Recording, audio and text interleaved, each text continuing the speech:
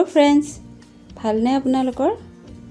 আজি মই লৈ আহিছো সৰু মাছৰ লগত নৰসিংহ পাতৰ আঞ্জা নৰসিংহ পাতেৰে সৰু মাছ আপোনালোকে সাগে বনাইছে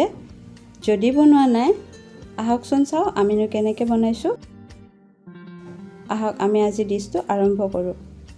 নৰসিংহ পাতেৰে সৰু মাছৰ জোলৰ কাৰণে প্ৰথমতে মই লৈছো এটা ডাঙৰ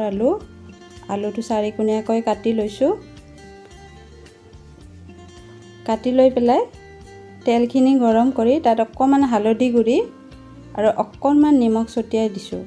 দি পেলাই ঢাকন মাৰি অকমান সিজিব দিম আৰু জুইটো বেছিকৈ দিম যাতে ভজাও যায় আৰু আলুখিনি সিজিও যায় তেতিয়া আঞ্জাখন অকমান গোটা হ'ব এয়া মোৰ আলু ভজা হৈ গল এতিয়া এখিনি উঠাই লম আলুখিনি উঠাই লোৱাৰ পিছত তাত মই অকমান তেল দিছো দি পেলাই পিয়াজ এটা সৰু সৰুকৈ কাটি লৈছো আৰু সেইখিনি দি দিলো জুইটো কমাই ৰাখিব আৰু ইয়াতে আদা নহৰুৰ পেষ্টখিনি দি দিম আদা নহৰুৰ পেষ্টখিনি দিয়াৰ পিছতে মই এইখিনি আৰু এবাৰ লৰাই লম নৰসিংহ জোলত কোনো ধৰণৰ মছলা দিব নালাগে নৰসিংহ পাতৰ ঔষধি গুণটো আপোনালোকে সবে জানে এতিয়া মই অকমান হালধি গুৰি দি দিম বেছি দিয়াৰ কোনো প্ৰয়োজন নাই কাৰণ আঞ্জাখনতে সেউজীয়া কালাৰে হ'ব এতিয়া মই নৰসিংহ পাতৰ পেষ্টখিনি দি দিছো নৰসিংহ পাতখিনি মই গোটেই মিক্সিত পিচি লৈছো লৈ পেলাই গুটাখিনি এভাগ কৰি ৰাখিছো আৰু পানীখিনি এভাগ কৰি ৰাখিছো গুটাখিনি ভাজি লম তেতিয়া অকমান ভজা ভজা ধুনীয়া গোন্ধ আহিব তেতিয়া খাই ভাল লাগিব আঞ্জাখন এইখিনি মই গুটে কম জুইত লৰাই লম লৈ পেলাই অকমান নিমখ দি দিম নিজৰ প্ৰয়োজন অনুসৰি নিমখখিনি দি দিয়াৰ পিছত মই অকমান ভজাই লৈ যিখিনি পানী ৰাখিছিলো নৰসিংহ পাতৰ ৰসৰ সেইখিনি দি দিম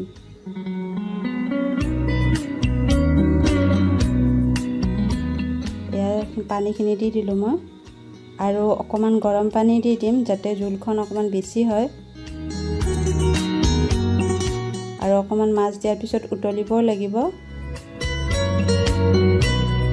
যিকোনো জোলত আপোনালোকে গৰম পানী ব্যৱহাৰ কৰিব তেতিয়া আঞ্জাখন হেৰেঙা নহয় খায়ো ভাল লাগে আৰু সোনকালেও হয়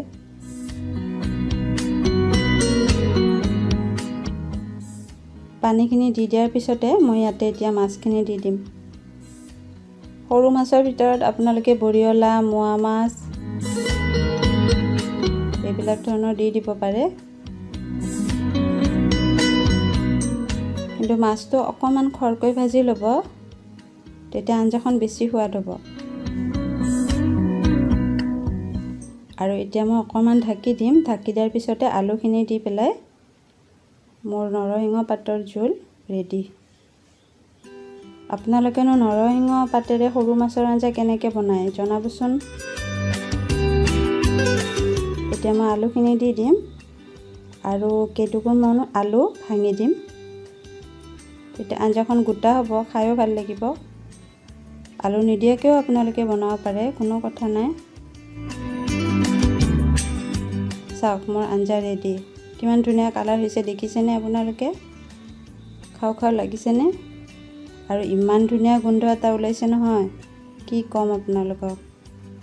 আৰু এতিয়া গৰমে গৰমে ভাতৰ লগত পৰিৱেশন কৰক বন্ধুসকল আপোনালোকে আমাৰ ভিডিঅ'বিলাক চাই ইমানে আপ্লুত হয়